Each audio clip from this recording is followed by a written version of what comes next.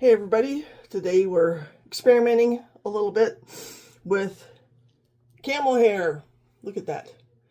So I inherited this. If you've followed a little bit of my journey with acquiring exotic fiber, you know about the llama and the camel hair and the yak, etc.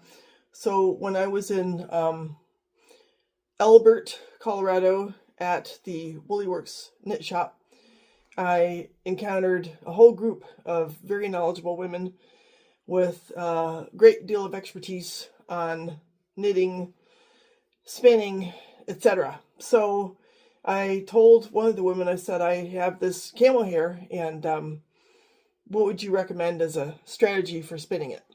So she said to mix it with 20% wool. So that's what we're going to try to do. And we're going to see how it comes out.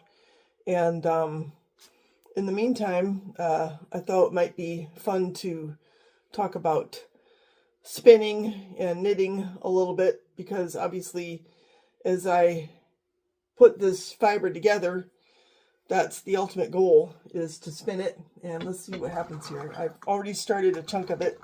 This is my baby brother drum carder that my twins gave me. And I'm just working a little bit of this fiber in at a time. So I'm kind of layering the camel with this wool. So I've got some really fluffy wool. But yeah, so, you know, obviously this is just going to make more yarn to add to my stash, which is fun, right? One of the questions I might address at some point is how much knitting is too much knitting? And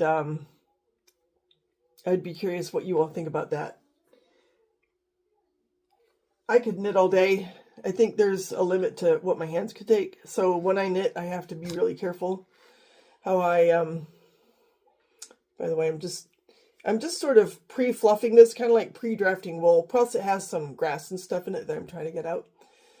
But in any case, I take a lot of breaks when I knit, because the last thing I want is to have carpal tunnel or something like that that would make it so difficult to knit that I couldn't enjoy my favorite hobby.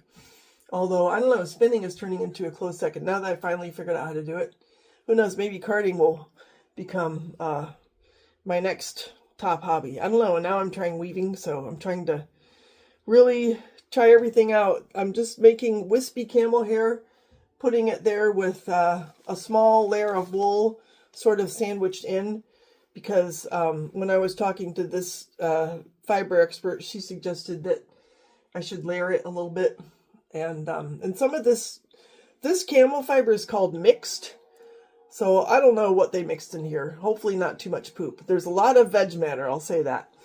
But there's definitely a variety of thicker and thinner, shorter and longer hairs. I also inherited some that's just called camel hair and some camel down. So for all I know, this is a mix of both. I'm not sure.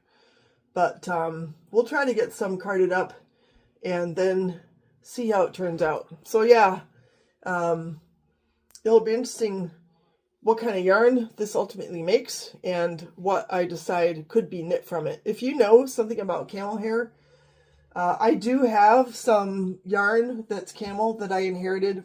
Actually, I won it at a silent auction. So I think I paid half of what it was worth, but the money went to a charity. Okay, here we go. Gonna try to get more of this on here. And I'm letting it slide in. I'm trying to control how much goes in at once, because I think it'll help to mix it if I sort of make it hesitate and only take on so much at a time, so that when it gets carded, it'll really blend. That's my hope. So now we've gotten that much on there. So yeah, what to make with camel hair?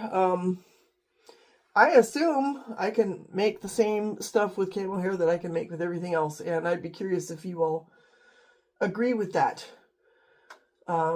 I don't know what the thermal qualities. Wool is so special, you know, with the hollow fibers. I don't know if camel is anything at all like that. So I'm going to have to do some reading. But if you could throw something here in the comments that would jumpstart that process, I would love it.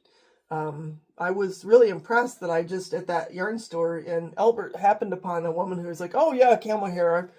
I spin that all the time, and here's what you do, and yak and kivyat and you know, everything under the sun. She just had apparently been doing it that long. Maybe I'll get to that point sometime. So I don't know. What do you think? This is very disorganized. And that's the point of carding, isn't it? I want to organize this fiber into something that I can spin. Some of it is kind of a mess. It looks like dreadlocks. But I think it's coming. So I think I might proceed with this for a little bit longer and get enough to where I can get it off of the carding machine and then share that with you. So be right back.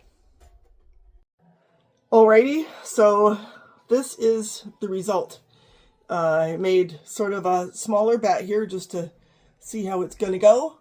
And it's kind of a pretty golden tan color. There's definitely some veg matter in here that I'm going to have to get out.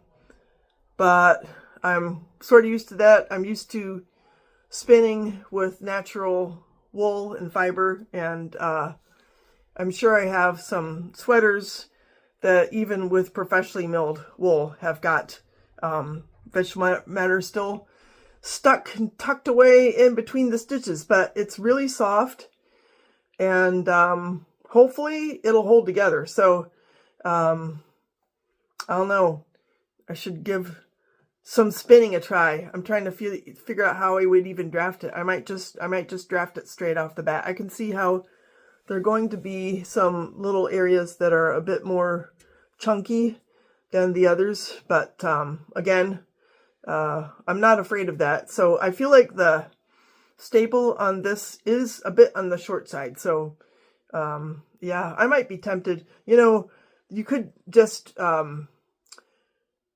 spin on the fold. Have you ever tried that, spinning on the fold? I think I might be inclined to try that with this. Just fold it and then draft it like that. So we'll see. I'm going to continue to card this, and I don't know if I need to consider adding a little more wool, but I'll keep you posted. So thanks for watching. Take care.